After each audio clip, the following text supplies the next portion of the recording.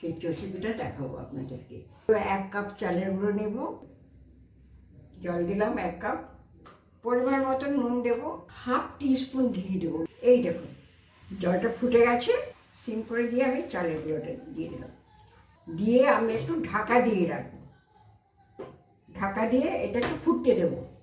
1 minute পরে আমি এই ঢাকনাটা খুলছি। এবারে এটাকে আমি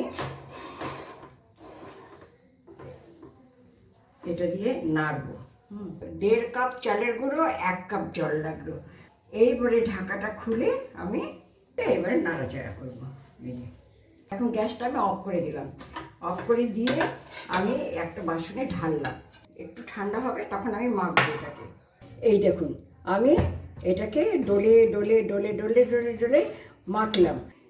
এই সাইজের এতটা করে নিচ্ছি, তারপরে এরকম এই থালাটার মধ্যে রেখে আমি এরকম লম্বা করছি।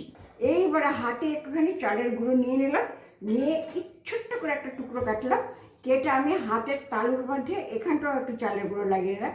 এই তালুটার মধ্যে নিয়ে এমনি করে ডলা দিয়ে এই মাথার দিকটা একটু এমনি করে দিচ্ছি, আবার এই শেষ প্রান্ত এমনি করে দিই।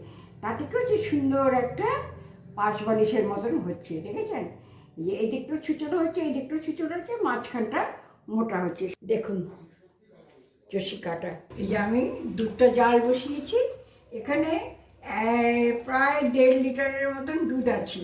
এইটা দেওয়ার আগে না আমি দুধের মধ্যে একটু চিনি দেবো, তা না হলে চষিটা না গলে যাবে তাড়াতাড়ি। 1 2 এবারে চষিটা মিলিয়ে দিচ্ছি এই হাতে করে ধরে। এরকম যদিও আমারটা খুব ঝুরঝুরে হয়েছে, একটা তেজপাতা দিয়েছি, আর হলো এই যে এলাচের গুঁড়ো দিয়ে দিলাম। আর চষিটা হয়ে গেছে কী করে বুঝবেন?